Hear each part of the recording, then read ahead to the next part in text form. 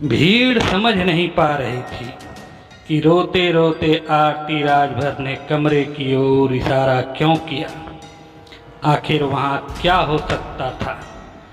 कुछ गांव वाले हिम्मत करके कमरे की ओर बढ़े तो अंदर का दिल दहला देने वाला नज़ारा देखकर कांप उठे। फर्श पर चारों ओर खून फैला था और नंदिनी राजभर अपने ही खून में सनी पड़ी थी। किसी ने नंदिनी का कत्ल कर दिया था, वह मर चुकी थी। दिन दहाड़े नंदिनी की हत्या की खबर सुनते ही वहाँ भीड़ जमा होने लगी थी।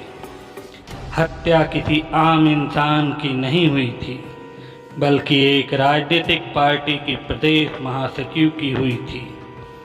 देखते ही देखते पल भर में यह खबर जंगल में आग की तरह समूचे संत कबीरनगर जिले में फैल गई थी।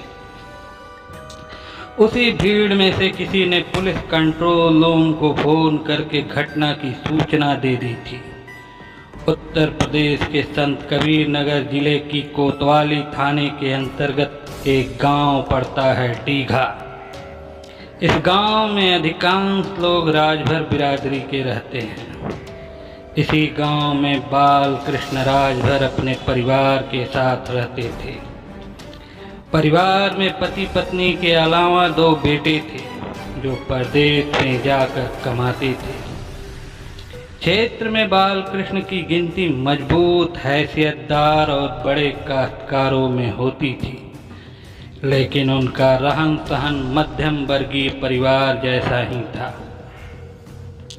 उन्हें देखकर कोई यह नहीं कह सकता था कि वह दौलतमंद इंसान होंगे।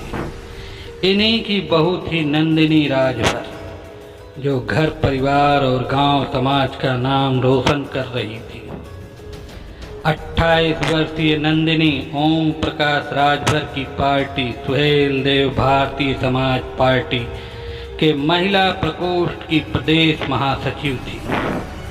नंदिनी जितनी सौम्य और गंभीर थी, उतनी ही खूबसूरत भी थी। किसी जन्नत की हूर से कम नहीं थी वह। उसे अपनी खूबसूरती पर बहुत नाज और गुरूर भी था। वह राजनीति की एक नवोदित नेत्री थी, जो अपनी मेहनत की बदौलत वट वृक्ष का रूप ले रही थी। उसके गांव समाज को उस पर नाज था, क्योंकि नंदिनी गांव की बहू होने के साथ दबे कुचले और मजलूमों का एक मजबूत सहारा बनी हुई थी। तो एक बुलंद आवाज़, गांव के किसी भी व्यक्ति को कोई तकलीफ होती तो वह एक पैर उनके साथ खड़ी रहती थी। तभी तो गांव वाले उसे अपनी पलकों पर बिठा कर रखते थे और उसे एक मंत्री बनते हुए देखना चाहते थे। खैर, बात 10 मार्च 2024 की शाम की है, जब नंदिनी की सास आरती देवी बाहर काम से अपने घर लौटी थी। उस समय शाम के 4 बजे थे। बाहर का दरवाज़ा आपस में भिड़का हुआ था। जब वह पहुंची तो दरवाजे पर खड़ी होकर ही बहू नंदिनी को 3-4 बार आवाज़ दी। भीतर से कोई आवाज़ नहीं आई। उन्हें लगा कि शायद बहू दरवाज़ा बंद कर सो रही है। कई बार आवाज़ देने के बाद जब बहू नंदिनी ने दरवाज़ा नहीं खोला तो आरती देवी ने दरवाजे को हल्का सा धक्का दिया। धक्का देते ही दरवाजे के दोनों पट भीतर की ओर खुल गए। थकी प्यासी आरती देवी बाहर से आई थी। जोरों की प्यास और भूख भी लगी थी, इसलिए धड़धड़ाती हुई वह कमरे में दाखिल हुई। उन्हें बहू पर गुस्सा आ रहा था कि इतनी देर से वह उसे बुला रही हैं, लेकिन वो है कि जवाब ही नहीं दे रही है। आखिर कर क्या रही है। बारामदे से होते हुए वह सीधा बहू नंदिनी के कमरे में दाखिल हुई। कमरे में पूरी तरह से अंधेरा था। वह दरवाजे पर खड़ी हो गई और वहीं खड़ी होकर भीतर का जायजा लेने लगी। भीतर कुछ भी दिखाई नहीं दे रहा था, तो दरवाजे के दाईं ओर लगे बोर्ड से स्विच ऑन किया। स्विच ऑन होते ही कमरा रोशनी से भर गया। आरती देवी ने कमरे में इधर उधर देखा, फिर जैसे ही उनकी नज़र बेड के नीचे फर्श पर पड़ी तो उनके मुंह से एक दर्दनाक चीख निकल पड़ी। वह चीखती हुई उल्टे पांव बाहर की ओर भागी। आरती देवी की चीख सुनकर पास पड़ोस के लोग वहां जमा हो गए थे। वे समझ नहीं पा रहे थे कि अचानक से उन्हें क्या हो गया है जो इतनी जोर जोर से चीख रही थी। वह कमरे की ओर इशारा कर गस खाकर जमीन पर दोहरी होती हुई गिर पड़ी। मौके पर जमा लोग जब कमरे में पहुंचे तो वहां आरती देवी की बहू नंदिनी राजभर लहूलुहान हालत में मृत पड़ी थी। लोग समझ नहीं पा रहे थे कि दिन दहाड़े किसने घर में घुसकर उन्हें चाकू से गोद डाला। घटना की सूचना मिलते ही पुलिस भी आश्चर्यचकित रह गई। आनन फानन में पुलिस कंट्रोल रूम ने घटना की जानकारी कोतवाली थाने के इंस्पेक्टर ब्रजेंद्र पटेल को देते हुए फोर्स के साथ घटना स्थल पर पहुंचने को कह दिया। घटना की सूचना मिलते ही इंस्पेक्टर ब्रजेंद्र पटेल आनन फानन में फोर्स के साथ घटना स्थल पर पहुंच गए। उन्होंने घटना स्थल का जायजा लिया। मृतका नंदिनी राजभर की खून से लथपथ लाश का मुआयना करने लगे। इसी बीच घटना की सूचना सुहेलदेव भारतीय समाज पार्टी के अध्यक्ष और योगी सरकार में मंत्री बने ओम प्रकाश राजभर को मिल गई थी। सूचना मिलते ही वह भी स्तब्ध रह गए कि नंदिनी अब इस दुनिया में नहीं रही। खुद को संभालते हुए उन्होंने स्थानीय कार्यकर्ताओं को घटना की जानकारी दी और मौके पर पहुंचने का आदेश दिया। अध्यक्ष ओम प्रकाश का आदेश मिलते ही पार्टी कार्यकर्ता मौके पर जुट गए और पुलिस के खिलाफ नारेबाजी करने लगे। इधर इंस्पेक्टर पटेल घटनास्थल की जांच करने में जुटे हुए थे। उन्होंने बड़ी बारीकी से मौके का जायजा लिया। हत्यारों ने चाकू से गला रेत कर नंदिनी की हत्या की थी। शरीर पर चाकू के कई निशान मौजूद थे। क्राइम सीन स्टडी करने से यही लग रहा था जैसे हत्यारा मृतका से काफी खार खाए हुए था। तभी तो उसने चाकू से ताबड़तोड़ वार करके उसे निर्ममता पूर्वक मौत के घाट उतार दिया था। यही नहीं, हत्यारे ने किसी भारी चीज से उसके सिर पर वार किया था, क्योंकि मृतका के सिर के पिछले वाले हिस्से पर चोट के निशान मौजूद थे और वहां का खून उस समय भी हल्का हल्का गीला था। कमरे की छानबीन करने पर सभी चीजें अपनी जगह पर तरीके से रखी मिली। बस मृतका का मोबाइल फोन ही कहीं नहीं दिख रहा था। आशंका जताई जा रही थी कि सबूत छिपाने के लिए हत्यारे उसे अपने साथ ले गए होंगे ताकि पुलिस उस तक आसानी से पहुंच ना सके। एक बात तो साफ जाहिर हो रही थी कि हत्यारों का निशाना सिर्फ नंदिनी ही थी, इसलिए उन्होंने घर के किसी भी सामान को हाथ नहीं लगाया था। इसी बीच फॉरेंसिक टीम ने भी मौके पर पहुंचकर घटनास्थल की जांच कर ली थी। टीम फर्श पर पड़े खून को एक छोटी डिब्बी में तेज चाकू से खुरच कर रख रही थी। मौके से उन्हें कोई फिंगरप्रिंट नहीं मिला था। पुलिस और फॉरेंसिक टीम अपनी कार्रवाई में जुटी थी। तब तक DM Mahendra Singh Tanwar, SP Satyajit Gupta, ASP Shashishekhar Singh, सांसद प्रवीण निषाद सहित कई थानों की पुलिस मौके पर पहुंच चुकी थी। पुलिस लाश का पंचनामा भरकर जैसे ही पोस्टमार्टम के लिए बॉडी लेकर जाने को तैयार हुई, तभी गांव वाले गुस्से में आ गए और लाश को हाथ लगाने से पुलिस को मना कर दिया। इधर गुस्साए सुहेलदेव भारतीय समाज पार्टी के कार्यकर्ता अपनी नेता नंदिनी राजभर के हत्यारों को तुरंत गिरफ्तार करने की मांग करने लगे। उनका कहना था कि जब तक नंदिनी के हत्यारों को गिरफ्तार नहीं किया जाएगा तब तक पुलिस लाश को यहाँ से लेकर नहीं जा सकती। आंदोलनकारियों और गांव वालों ने गांव के ही एक यादव परिवार पर अपने नेता की हत्या किए जाने का आरोप लगाया।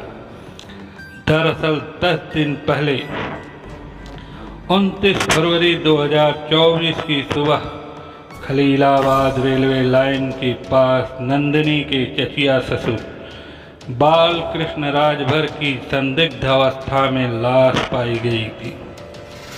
पहली नज़र में यह मामला हत्या का लग रहा था, लेकिन परिस्थितियां आत्महत्या की ओर भी संकेत कर रही थीं। लेकिन उनकी आत्महत्या किए जाने की बात किसी के गले से नहीं उतर रही थी। इसके पीछे का तर्क यह था कि बालकृष्ण ने गांव के श्रवण यादव, ध्रुवचंद यादव और पन्ने यादव से अपनी जमीन का सौदा किया था। यादव बंधुओं ने जमीन की कीमत पहले से कम आंकी थी और पैसे देते वक्त तय रकम में से भी औने पौने दाम देकर जमीन पर कब्जा जमा लिया। अपने साथ हुए धोखे से बालकृष्ण राजभर काफी दुखी थे। उन्होंने अपनी बात बहू नंदिनी से बताकर न्याय की गुहार भी लगाई। क्योंकि नंदिनी की पहुंच सत्ता के गलियारों तक थी, तो उन्हें यकीन था कि उनकी बहू राजनीतिक दबाव बनाकर उनके पैसे दिलवा देगी। नंदिनी ने चचेरे ससुर को भी विश्वास दिलाया था कि वह उनके साथ अन्याय नहीं होने देगी। यादव बंधुओं से बकाये की रकम दिलवा कर ही दम लेगी।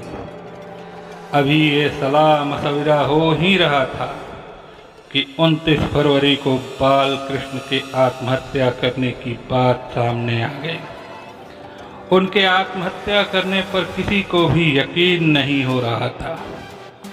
नंदिनी ने श्रवण यादव, ध्रुवचंद यादव और पन्ने यादव के खिलाफ कोतवाली थाने में ससुर बालकृष्ण राजभर की हत्या किए जाने का मुकदमा दर्ज करा दिया। मुकदमा दर्ज कराकर उन्हें जेल भेजने के लिए पुलिस पर दबाव डालने लगी। तीनों आरोपियों में से एक श्रवण यादव गिरफ्तार कर जेल भेज दिया गया था। बाकी दोनों आरोपी फरार थे। इसके ठीक 10वें दिन दहाड़े नंदिनी की भी हत्या हो गई। इसलिए ग्रामीणों ने नंदिनी की हत्या का आरोप यादव बंधुओं पर लगाकर उन्हें तत्काल गिरफ्तार करने की मांग की। इसके बाद ही मृतका का शव वहां से ले जाने की बात कही थी। पुलिस, ग्रामीण और आंदोलनकारियों के बीच मान मनोवल का खेल करीब 6 घंटों तक चलता रहा। एसपी सत्यजीत गुप्ता ने आक्रोशित लोगों को विश्वास दिलाया कि उनके साथ न्याय होगा। दोषियों को किसी भी कीमत पर बख्शा नहीं जाएगा, चाहे वे कितने भी ताकतवर क्यों न हों। उन्हें उनके किए की सजा कानून से मिलकर ही रहेगी। फिर एसपी गुप्ता ने मंत्री ओम प्रकाश राजभर से बात कर न्यायिक कार्य में सहयोग करने की अपेक्षा रखी। मंत्री राजभर ने कार्यकर्ताओं को भरोसा दिलाया कि उनके प्रिय नेता के साथ न्याय होगा और हत्यारे पकड़े जाएंगे। पुलिस को उनका काम करने दें। तब कहीं जाकर रात 11 बजे आंदोलनकारियों ने पुलिस को पोस्टमार्टम के लिए शव ले जाने दिया।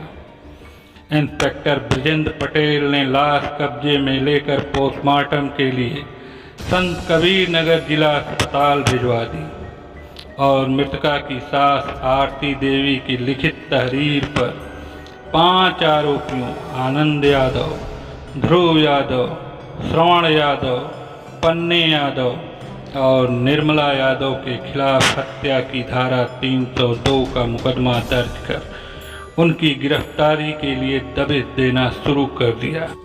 उक्त नामजद आरोपियों में श्रवण यादव बालकृष्ण राजभर की संदिग्ध मौत के आरोप में पहले से ही जेल में बंद था।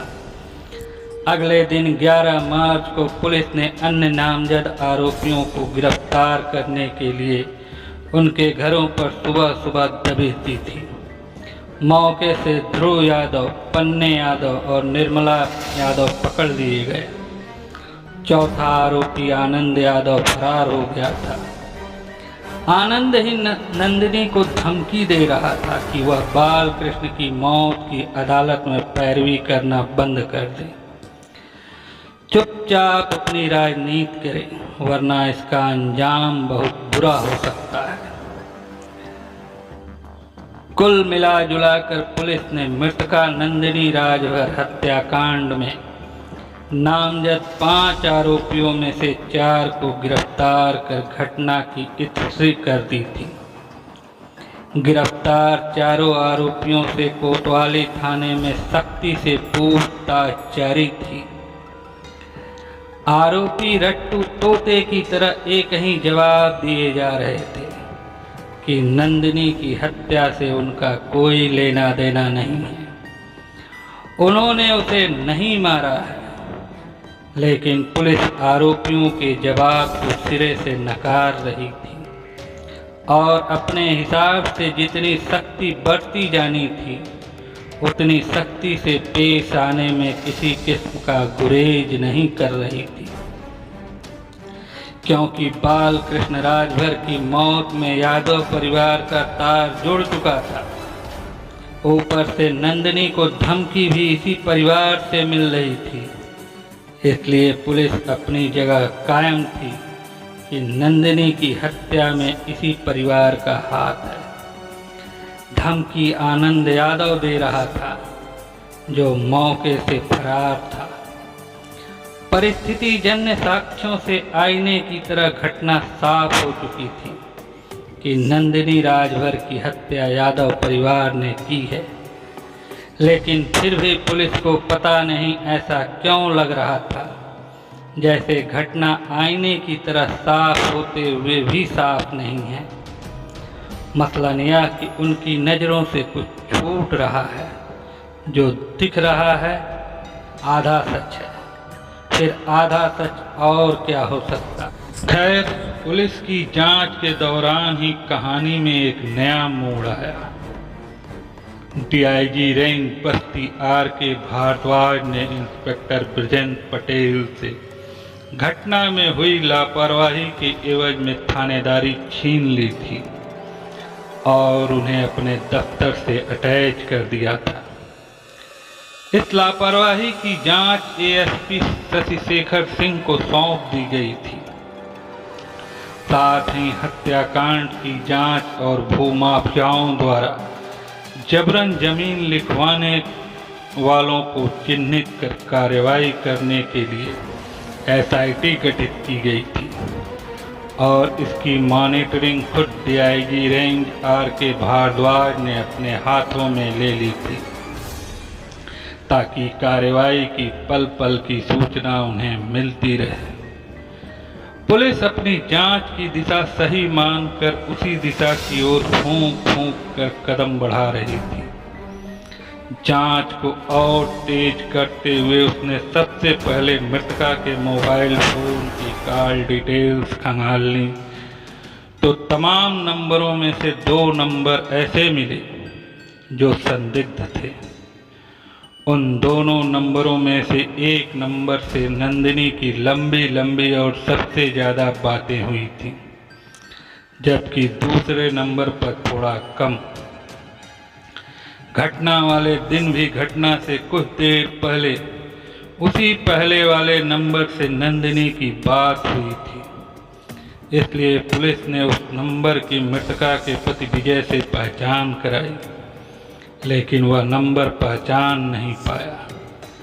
पुलिस ने दोनों नंबरों की डिटेल्स निकलवाई। एक नंबर आनंद यादव के नाम से आवंटित था, जिस पर थोड़ी बातचीत हुई थी, जबकि दूसरा नंबर किसी साहुल राजभर का था, जिससे मृतका नंदिनी की लंबी लंबी बातें होती रहती थी।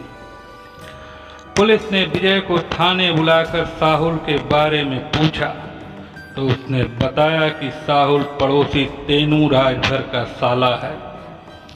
उसके बहन की शादी उससे हुई है और वो यहीं गांव में रहता है, यहीं रहकर मेडिकल स्टोर चलाता है। साहुल राजभर के बारे में पूरी जानकारी हासिल करने के बाद कोतवाली पुलिस ने विजय को घर भेज दिया। पुलिस नंदिनी और साहुल के बीच के रिश्तों को खंगालने में जुट गई थी। तकनीकी साक्ष्य और मुखबिर के जरिए पुलिस को दोनों के रिश्ते के बारे में चौंकाने वाली एक ऐसी सूचना मिली जिससे उसके पैरों तले से जमीन खिसकती नजर आई। पता चला कि नंदिनी और साहुल के बीच करीब 1 साल से प्रेम संबंध चल रहा था। किसी बात को लेकर इन दिनों उनके बीच अनबन चल रही थी और घटना वाले दिन भी दोनों के बीच फोन पर काफी विवाद हुआ था। इस जानकारी ने घटना की दिशा ही मोड़ दी। मसलन नंदिनी की हत्या जमीन विवाद में नहीं बल्कि प्रेम प्रसंग में हुई थी। ये जानकारी इंस्पेक्टर शैलेश सिंह ने कप्तान सत्यजीत गुप्ता को दी तो वह भी चौंक गए थे। उन्होंने शैलेश सिंह को कुछ जरूरी हिदायत देकर जल्द से जल्द केस वर्कआउट करने का आदेश दिया। इंस्पेक्टर सिंह ने ऐसा ही करने का वायदा किया और आगे की प्रक्रिया में जुट गए थे। उन्होंने मृतका नंदिनी और साहुल के रिश्तों की बाबत जानकारी जुटाई तो मुखबिर की बात सच निकली। फिर क्या था, 21 मार्च 2024 की सुबह दीघा गांव में उसके बहनोई के घर से साहुल को गिरफ्तार कर लिया गया और पूछताछ के लिए कोतवाली थाने ले आए। करीब 2 घंटे चली कड़ी पूछताछ के बाद साहुल ने अपना अपराध कबूल कर लिया कि उसी ने अपनी प्रेमिका नंदिनी की हत्या की थी। उसने हत्या की वजह का विस्तार करते हुए आगे बताया कि उसने उसके साथ धोखा किया था, इसलिए उसे मौत के घाट उतार दिया और फिर पूरी कहानी विस्तार से पुलिस के सामने बयान करता चला गया। 12 दिनों से जो नंदिनी हत्याकांड विवादों के चक्रव्यूह में उलझा हुआ था, पुलिस ने उसकी गुत्थी सुलझा ली थी। आनंद फानंद में उसी दिन 21 मार्च शाम 3 बजे एसपी सत्यजीत गुप्ता ने पुलिस लाइन में प्रेस वार्ता का आयोजन किया और पत्रकारों के सामने नंदिनी की हत्या का खुलासा कर दिया। उसके बाद पुलिस ने आरोपी साहुल राजभर को अदालत में पेश किया। अदालत ने आरोपी साहुल को 14 दिनों की न्यायिक अभिरक्षा में जेल भेजने का आदेश दिया। आरोपी ने प्रेमिका नंदिनी की हत्या क्यों की, जो कहानी पुलिस के सामने बयां की थी वह कुछ इस तरह की थी।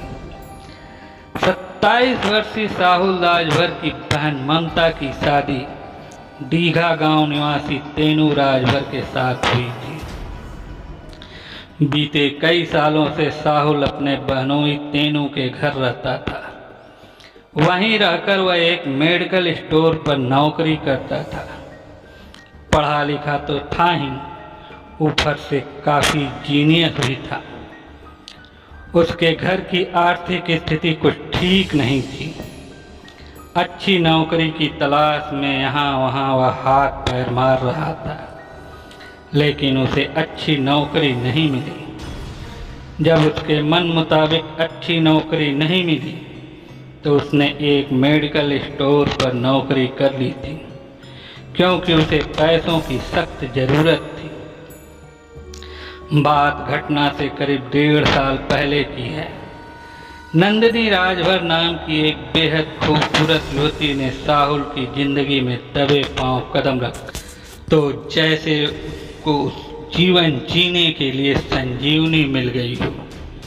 नीरस हो चुके जीवन में बहार आ चुकी थी। एक दिन की बात है, सुबह का समय था। दुकान पर उस समय कोई ज़्यादा भीड़ नहीं थी। एक दो ग्राहक ही दवा लेने पहुंचे थे। उस समय वह दुकान पर अकेला ही था और स्टाफ अभी आए नहीं थे, आने वाले ही थे। खैर, जैसे ही वह एक ग्राहक को दवा देने के लिए पलटा, एक मीठी आवाज़ उसके कानों के पर्दे से टकराई। एक्सक्यूज मी भाई साहब। आवाज़ सुनते ही साहुल के कदम वहीं रुक गए। जहां वह खड़ा था, पलट कर सामने देखा तो पिंक साड़ी में गोरी चिट्टी और बला की खूबसूरत एक युवती खड़ी थी और उसने ही आवाज़ दी थी। उस खूबसूरत युवती को देखकर एक पल के लिए जैसे उसने अपनी सुध बुध खो दी थी। आ रहा हूँ दवा लेकर, एक सेकंड रुकिए, साहुल ने मुस्कुराते हुए जवाब दिया। कोई बात नहीं, मैं वेट करती हूँ, आप इनको दवा दे दीजिए। युवती ने भी मुस्कुराते हुए जवाब दिया। वह युवती कोई और नहीं, नंदिनी राजभर थी। कुछ पल बाद वह दवा ग्राहक को देकर जब वह नंदिनी की ओर मुखातिब हुआ तो उस समय दुकान पर नंदिनी अकेली थी। जी मैम, बताएं आपकी क्या सेवा कर सकता हूँ, साहुल ने नंदिनी की ओर देखते हुए कहा। ये दवा चाहिए थी मुझे। नंदिनी ने दवा की पर्ची उसकी तरफ बढ़ाकर पूछा, क्या ये दवा मिल सकती है? अर्जेंट था। साहुल ने पर्ची लेकर उसमें लिखी दवा का नाम पढ़ा और दवा निकाल कर उसे दे दी। दवा लेकर नंदिनी वहां से चली गई। साहुल अपलक उसे तब तक निहारता रहा जब तक वह उसकी आंखों से ओझल नहीं हुई थी। नंदिनी दवा लेकर तो चली गई, लेकिन साहुल उसकी खूबसूरती के तीर से घायल हो गया था। पहले ही नज़र में साहुल नंदिनी को दिल दे बैठा। अभी भी उसकी आंखों के सामने नंदिनी का मुस्कुराता हुआ गोरा मुखड़ा थिरक रहा था। कुछ पल सोचने के बाद उसके चेहरे पर मुस्कान थिरक उठी और मुस्कुराता हुआ वह अपने काम में जुट गया। उस दिन के बाद साहुल हर सुबह नंदिनी के आने की राह ताकता रहता था और दिल से पुकारता था कि उसकी एक झलक दिख जाए। जिस दिन नंदिनी का दीदार नहीं होता था, साहुल दिन भर बेचैन रहता था। जैसे ही उसे देखता, उसकी खुशियों का कोई ठिकाना नहीं रहता था। मन नाच उठता था उसका। दवा की दुकान पर आते जाते नंदिनी और साहुल दोनों के बीच एक मधुर परिचय बन गया था। साहुल उसे जान भी गया था और पहचान भी गया था। जिस दिन से उसने नंदिनी को देखा था और उसकी सलोनी सूरत दिल में घर कर गया था, उस दिन के बाद से उसने उसके बारे में सारी जानकारियां जुटानी शुरू कर दी थी। साहुल जान चुका था कि वह एक बड़ी पॉलिटिकल हस्ती है और सुहेल देव भारतीय समाज पार्टी की प्रदेश महासचिव भी। उसी गांव में वह भी रहती है जिस गांव में वह रहता है। वह यही सोचता था कि नंदिनी भले ही किसी की ब्याहता हो, इससे उसे कोई फर्क पड़ने वाला नहीं है। अब से नंदिनी पर सिर्फ मेरा हक होगा, सिर्फ मेरा। किसी भी कीमत पर उसे पाकर रहूँगा, चाहे इसके लिए कोई भी कुर्बानी क्यों न देनी पड़े। पीछे नहीं हटूंगा। नंदिनी कोई दूध पीती बच्ची नहीं थी जो साहुल के मंसूबे को नहीं समझती। वह जान चुकी थी कि साहुल उसे प्यार करता है। धीरे धीरे वह भी उसकी ओर आकर्षित होती चली गई। बातचीत करने के लिए दोनों ने अपने मोबाइल नंबर एक दूसरे को दे दिए। मोबाइल नंबर मिल जाने के बाद दोनों फोन पर प्यार भरी लंबी लंबी बातें करते थे। फोन पर ही दोनों ने अपने प्यार का इजहार भी किया था। आहिस्ता आहिस्ता दोनों का प्यार परवान चढ़ने लगा। साहुल प्रेमिका नंदिनी को लेकर उसके साथ प्यार का घरौंदा बसाने का आंखों में सुनहरा सपना सजोने लगा। कहते हैं खुली आंखों से दिन में देखे गए सपने कभी पूरे नहीं होते। फिर ये सपने सिर्फ साहुल के थे, जिसे खुली आंखों से वह दिन में देख रहा था। प्यार जब परवान चढ़ा तो प्रेमिका अपनी छोटी छोटी ज़रूरतों के लिए प्रेमी साहुल से पैसों की डिमांड करने लगी। ये प्यार प्यार नहीं था, बल्कि नंदिनी के लिए साहुल एक एटीएम मशीन बनकर रह गया था। जब चाहती प्यार का कार्ड खेलकर कैश करा लेती थी। दिल की गहराइयों से प्यार करने वाला, प्यार में अंधा साहुल उसे पैसे दे देता था। पैसों के साथ साथ उसने 25,000 रुपये का सैमसंग कंपनी का एक मोबाइल फ़ोन भी उसे गिफ्ट किया था। नंदिनी जितनी खूबसूरत दिखती थी, उसका प्यार उतना ही खूबसूरत छलावा था। दिखावे के तौर पर वह साहुल से प्यार का नाटक कर रही थी। उसके दिल को खिलौना समझकर खेल रही थी। ऐसे नहीं वह राजनीति का चमकता हुआ सितारा बन गई थी। उसकी झोली में साहुल जैसे ना जाने कितने आशिक पड़े रहे होंगे, जो उसके हुस्न की दीवाने थे, लेकिन उसने किसी को भी घास नहीं डाली थी। वह बखूबी जानती थी कि इसके राज से जब पर्दा उठेगा तो समाज में कितनी बदनामी होगी। मुंह दिखाना दुश्वार हो जाएगा। लोग क्या कहेंगे। वह तो बस उसके लिए एक टाइम पास था। जब तक दिल चाहेगा इसका छलावा करती रहूँगी, फिर उसे दूध में पड़ी मक्खी की तरह अपनी जिंदगी से निकाल फेंकूंगी। ऐसी सोच रखती थी नंदिनी अपने प्रेमी साहुल के लिए, जबकि साहुल तो उसके प्यार में मजनू बना फिरता था। उसकी रगों में बहने वाला खून की धारा में नंदिनी समाई हुई थी। दिल के हरेक पन्ने पर प्रेमिका नंदिनी का नाम लिखा हुआ था। उसी के नाम से सुबह होती थी तो रात भी उसी के नाम से होती थी। नंदिनी के प्यार से साहुल की जिंदगी महक उठी थी। उसे क्या पता था कि जिसे वह प्यार की देवी समझ रहा है, जिस पर अपनी जान छिड़कता है, उसके दिल में उसके लिए कितना प्यार है। वह तो जहरीली नागिन से कम नहीं है। बहरहाल साहुल के प्रति नंदिनी का प्यार धीरे धीरे कम होता गया और अब उसे देखकर वह रास्ता बदल लेती थी। उससे पीछा छुड़ाने के लिए वह दूरियां भी बनाती गई।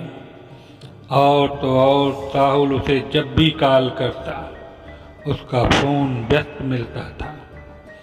यह देख उसे गुस्सा भी आता और परेशान भी रहता था।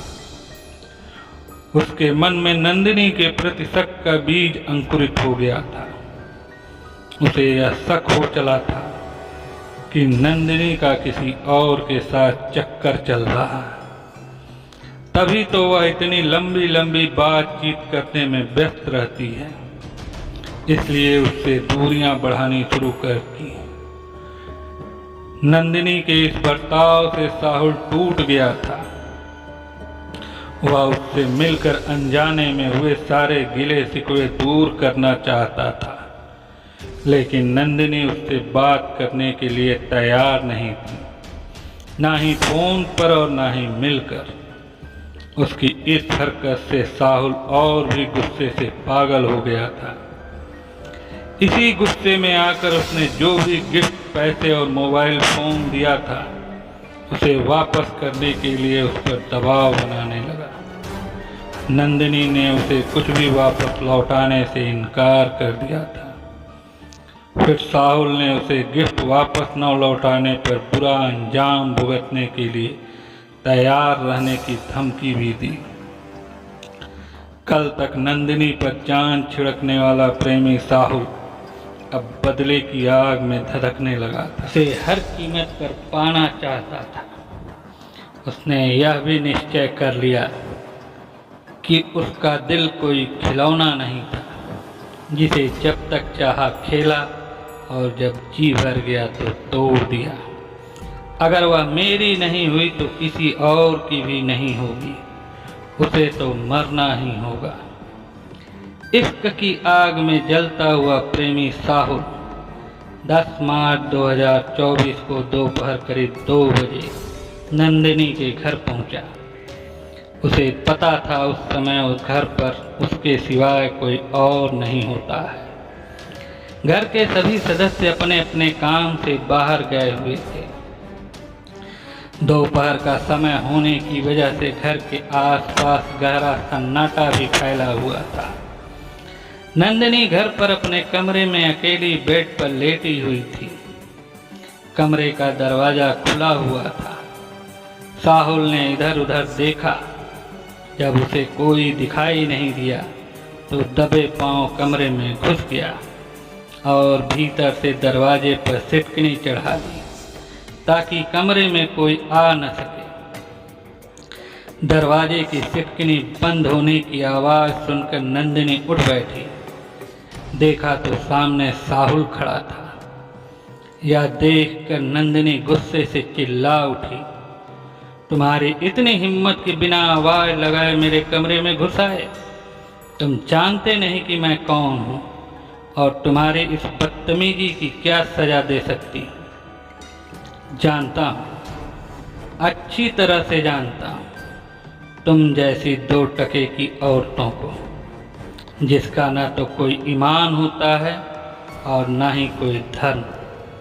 साहुल आग की दरिया में धधकता हुआ आगे बोला, आज मैं तुमसे कोई बहस करने नहीं आया हूँ, अपने प्यार का हिसाब करने आया हूँ। मेरे सवालों का सीधा सीधा जवाब दे दो, मैं यहाँ से चुपचाप चला जाऊँगा।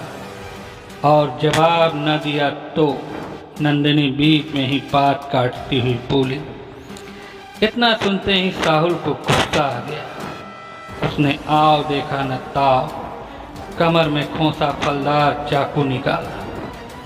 चाकू देखकर नंदिनी बुरी तरह डर गई और जान बचाने के लिए बेड से कूदकर नीचे भागी, लेकिन अपने मजबूत हाथों से साहुल ने उसे पकड़ लिया और फर्श पर पटक दिया और चाकू से शरीर पर ताबड़तोड़ वार तब तक करता रहा जब तक उसकी मौत न हो गई। इतने पर भी उसका गुस्सा शांत नहीं हुआ तो उसने बेड के पास रखे हथौड़े से उसके सिर पर वार किया। जब उसे यकीन हो गया कि नंदिनी मर चुकी है तो उसने उसका फ़ोन और हथौड़ा अपने कब्जे में ले लिया और चुपके से दरवाज़ा खोलकर फुर्ती से बाहर निकला और तेज़ी से चला गया। ना तो उसे आते हुए किसी ने देखा था और ना ही जाते हुए। इधर कमरे के फर्श पर नंदिनी अपने ही खून में सनी पड़ी थी। शाम 4 बजे जब उसकी सास आरती देवी बाहर से घर लौटी तो बहू को खून में सना हुआ देखा। कहानी लिखे जाने तक पुलिस ने प्यार में धोखा खाए प्रेमी साहुल राजभर के खिलाफ आरोप पत्र अदालत में दाखिल करने की तैयारी कर ली थी। हत्या में शामिल किया गया चाकू और हथौड़ा भी पुलिस ने आरोपी की निशानदेही पर बरामद कर लिया था। साहुल जेल में बंद अपने किए की सजा काट रहा था। कथा पुलिस सूत्रों पर आधारित है। आशा करता हूँ कि आपको यह कहानी अच्छी लगी होगी, तो कृपया मुझे लाइक और कमेंट करके ज़रूर बताएंगे। और हाँ, इस चैनल को ज़रूर सब्सक्राइब कर लें ताकि हमारी आने वाली कहानियों का नोटिफिकेशन आपको तुरंत मिलती रहे। धन्यवाद।